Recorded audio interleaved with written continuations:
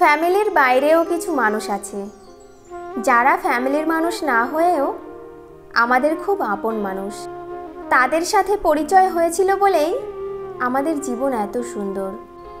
স্বামীর কাছে নির্যাতিত হওয়া একজন স্ত্রী বোঝে টাকা নয়, একজন ভালো স্বামীর মূল্য কত। যে মানুষটা ভালো রাখতে পারে সে মানুষটা সবচেয়ে বেশি কষ্টও দিয়ে যেতে পারে। ভেঙে পড়ার কিছুই নেই, কারণ চিরদিন কেউ পাশে থাকে না। দিন শেষে একা একা পথ চলতে হয়। জীবন থেকে কিছু হারিয়ে গেলে আফসোস করো না, কারণ যা হয় ভালোর জন্যই হয়। যারা ঘরের মানুষের কাছে অবহেলা পায় তারা পৃথিবীর আর কারো কাছেই গুরুত্ব পায় না। কেউ না থাকলেই ভালো, হারানোর ভয়টা অন্তত থাকে না। মানুষ যখন আপনাকে নিয়ে সমালোচনা করবে তখন বুঝবেন আপনি সঠিক পথেই এগোচ্ছেন। যদি নিজের প্রতি বিশ্বাস থাকে তবে কাউকে প্রমাণ দেওয়ার দরকার নেই। নিজেকে বিশাল কিছু ভাবা লোকগুলো কোনোদিনও বিশেষ কেউ হয়ে উঠতে পারে না। মনে রেখো, সোনা গলে গিয়েই দামি গহনা হয়, আর হিরে কাটছাঁট করার পরই হয় মহামূল্যবান। এত সুন্দর একটা জীবন পেয়েছো, অন্যের জন্য থামিয়ে রাখবে কেন? চলো একটা গল্প শোনাই। পিপাসায় কাতর এক হরিণ নদীতে জল খাচ্ছিল। জল খেয়ে শান্ত হয়ে সে নদীতে নিজের ছায়া দেখতে পেল। বিরাট আঁকাবাঁকা শিংয়ের ছায়া দেখে তার মনটা গর্বে ভরে উঠল। হঠাৎ তার চোখ পড়ল নিজের সরু সরু পায়ের দিকে। খুব লজ্জা পেল হরিণ। এমন সময় কোথা থেকে এক সিংহ এসে উপস্থিত। প্রাণের ভয়ে হরিণ ছুটতে থাকলো।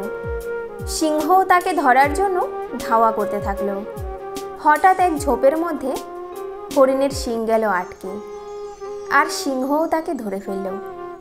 বড় দেরিতে হরিণ বুঝতে পারল যে পাগুলো দেখে সে লজ্জা পেয়েছিল সেগুলি ছিল তার বিপদের সহায়, আর যে শিং ছিল তার গর্বের ধন সেটিই হলো তার মৃত্যুর কারণ। আমরা এই গল্পটি থেকে যে শিক্ষা পেলাম সেটা হলো, জীবনের সবচেয়ে গুরুত্বপূর্ণ জিনিসকেই আমরা সবসময় অবহেলা করি। ছোটবেলায় যখন কথা বলতে জানতাম না তখন ঠিকই মা বুঝে নিত, আর এখন বড় হয়ে আমরা কথায় কথায় বলে থাকি, বাদ দাও মা, তুমি বুঝবে না। কখনো কখনো তোমার মুখটা বন্ধ রাখতে হবে, গর্বিত মাথাটা নত করতে হবে এবং স্বীকার করে নিতে হবে যে তুমি ভুল। এর অর্থ তুমি পরাজিত নও, এর অর্থ তুমি পরিণত, এবং শেষ বেলায় জয়ের হাসিটা তোমারই হবে। 3 জায়গায় কখনো ক্লান্ত হবেন না: দান করার সময়, স্ত্রীকে খুশি রাখার সময়, আর মা বাবাকে সেবা করার সময়। আয়না যদি মানুষের চেহারা না দেখিয়ে মনকে দেখাতো তাহলে মানুষ চেহারা সুন্দর না করে মন সুন্দর করার জন্য ব্যস্ত থাকত। যদি কষ্টগুলো বিক্রি করা যেত পৃথিবীর সবচেয়ে ধনী ব্যক্তি তাহলে হতাম আমি।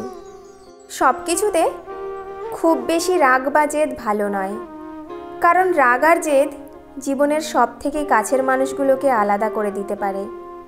যাদের চোখে একটুতেই জল আসে তারা দুর্বল না, সরল মনের হয়। মুখে মুখে সবাই আপন, মনে মনে নয়। কে আপন কে পর, কাজে পরিচয়।